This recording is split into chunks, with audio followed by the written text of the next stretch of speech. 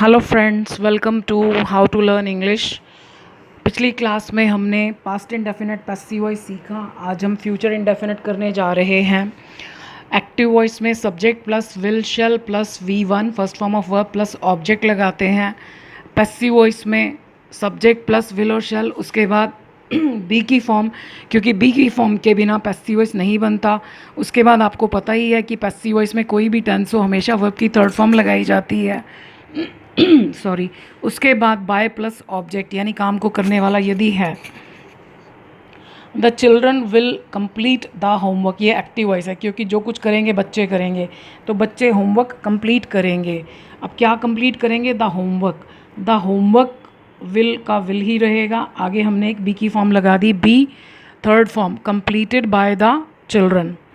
Will the gardener prune the plants. Prune होता है कटाई छटाई करना, पौधों की थोड़ी बहुत कटिंग करना ताकि उनकी ग्रोथ अच्छी हो जाए।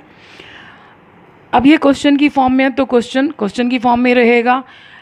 प्रेजेंट इंडेफिनिट और पास्ट इंडेफिनिट में हम क्या कर रहे थे? डू डज डिड को निकाल देते थे, लेकिन विल को बी के साथ कोई प्रॉब्लम नहीं है, तो विल जहाँ है अपनी जगह पर ही रहेगा। तो इसमें हमें नहीं देखना सब्जेक्ट सिंगुलर है प्लूरल है, बस विल अपनी जगह पर रहेगा। गार्डनर की जगह सब्जेक्ट कौन होगा? गार्डनर ने प्रून किया किसको? The plants. So will the plants, उसके बाद बी की फॉर्म सब्जेक्ट के बाद, तो बी आएगा क्योंकि विल के साथ बी लगता है। Pruned by the gardener. He will not conceal, छिपाना, द ट्रुथ, तो वो क्या नहीं छिपाएगा? The truth will not be. Not हमेशा पहले हेल्पिंग वर्ब के बाद आता है। हमारे पास दो हेल्पिंग वर्ब हो गए, अगर हमने विल बी नॉट लिखा तो गलत हो जाएगा। The truth will not be third form, concealed by he का क्या हो जाएगा? Him. They will not ridicule. Ridicule होता है मजाक उड़ाना। आपको जो भी नए वर्ड्स हो अपनी कॉपी में लिखते जाइएगा, उनको रिवाइज करते रहेंगे तो आपकी वोकैबुलरी भी अच्छी हो जाएगी।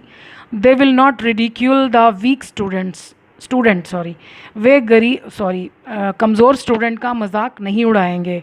सो मजाक किसका नहीं उड़ाएंगे? The weak student. So the weak student will not be ridiculed by them. Will the students assemble in the hall? अब इसका पैसिव वॉइस नहीं बनेगा। क्यों? क्योंकि स्टूडेंट खुद ही इकट्ठे होंगे, उसका क्या या किसको ऑब्जेक्ट ही नहीं है, तो इसका पैसिव वॉइस नहीं बनेगा। ये इनट्रांजिटिव वर्ब है। इनट्रांजिटिव वर्ब मैंने आपको पहले भी बताया था कि जो एक्शन सब्जेक्ट के साथ ही ख़त्म हो जाए वो आगे किसी और पर ट्रांसफ़र नहीं होता।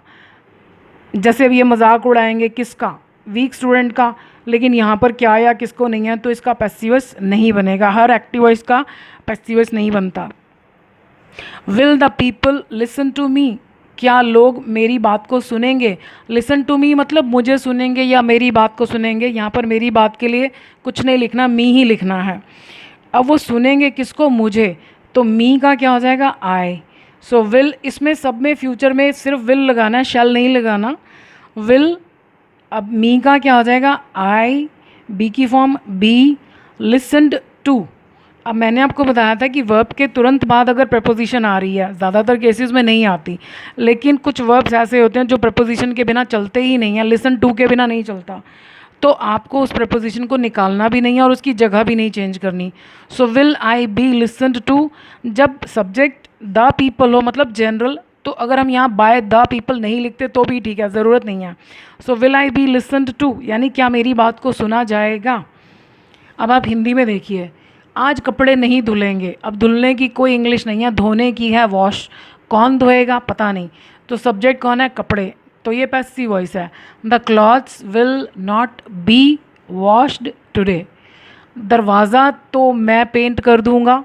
अब देखो हम कह रहे हैं दरवाजे तो मैं पेंट कर दूंगा, जैसे सबने काम डिवाइड करा, तो अब देखो बोलने का स्टाइल क्या है कि दरवाजे तो मैं पेंट कर दूंगा, तो हमने दरवाज़ों से शुरू करा, तो ये पैसिव वॉइस में बनेगा। क्यों? क्योंकि दरवाजे तो पेंट कर नहीं सकते। The doors will be painted by me. अब हिंदी में हमने ये नहीं लिखा मेरे द्वारा, तो हिंदी में पैसिव वॉइस ऐसे ही पता चलता है कि आप किस चीज़ पर जोर दे रहे हो। नेक्स्ट है, कोई भी चीज़ एक असंतुष्ट आदमी को सुकून नहीं देगी। अब सुकून कौन नहीं देगा? कोई भी चीज़ नहीं। सो नथिंग, इसको नोथिंग नहीं बोलते, नथिंग विल। अब सुकून कौन देगा? नथिंग। तो ये एक्टिव वॉइस है, और नथिंग आ गया तो हमें नॉट नहीं लगाना।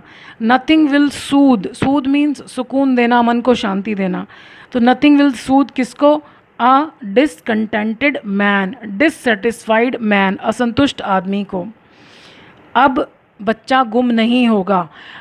लूज़ का मतलब केवल एक ही होता है, गुम करना, और यहाँ पर है होना। तो जब किसी वर्ब का एक ही मतलब है करना और सेंटेंस में आ रहा है होना, पैसिव वॉइस है। नाउ नाउ आप बाद में भी लिख सकते हैं। बात किसकी हो रही है? बच्चे की। The child will not be lost, क्योंकि ये भी पैसिव वॉइस है, तो ये फ्यूचर इंडेफिनिट का पैसिव वॉइस था। आज फिर चलते चलते एक और अच्छी बात सीखते हैं। हमको अपने आप से बहुत शिकायतें होती हैं। कभी हमें अपनी हाइट पसंद नहीं, कभी किसी को शक्ल में कुछ दोष नज़र आता है, कभी किसी को अपने रंग में दोष नज़र आता है, मतलब हम अपनी लुक्स को लेकर सेटिस्फाइड नहीं होते। कभी हमें अपनी इंटेलिजेंस पर भरोसा नहीं होता, यानी हम अपनी बहुत आलोचना करते हैं, अपने आप को नापसंद करते हैं। जब हम अपने आप को पसंद नहीं करते तो कोई दूसरा भी हमें पसंद नहीं कर सकता है।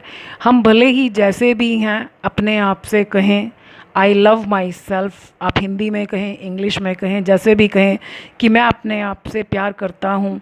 आई एक्सेप्ट माई सेल्फ, इसको एक्सेप्ट नहीं बोलते, आई एक्सेप्ट माई सेल्फ, मैं अपने आप को स्वीकार करता हूँ, मैं जैसा भी हूँ। आप इन्हें ये एफर्मेशंस बोलते हैं, इन सेंटेंसेस को, जो भी हम अपने आप से बातचीत करते हैं, अपने मन में अपने आप से कहते हैं, दे आर कॉल्ड एफर्मेशंस। तो अगर हम अच्छा सोचते हैं तो हमारी ज़िंदगी अच्छी हो जाती है। कुछ समय ज़रूर लगता है। अपने आप से आज से ही कहना शुरू करें, I love myself, I accept myself, बहुत बार कहें। आपके अंदर बहुत सारे पॉजिटिव चेंजेस आएंगे और मुझसे आप अपने एक्सपीरियंसेस ज़रूर शेयर कीजिएगा। मेरी कोशिश है और मेरी इच्छा है कि दुनिया में हर इंसान खुश हो, शांति से भरा हो, सुकून से भरा हो। और अगर मुझे कुछ भी थोड़ी बहुत भी नॉलेज है जिससे किसी की हेल्प हो सकती है तो मैं आपसे ज़रूर शेयर करना चाहूँगी, और उम्मीद करती हूँ कि आप इन चीज़ों को ज़रूर प्रैक्टिस करेंगे। आज के लिए इतना ही, मिलते हैं अगली वीडियो में अगले पैसिव वॉइस के साथ। वीडियो देखने के लिए आप सबका बहुत बहुत धन्यवाद। Thank you.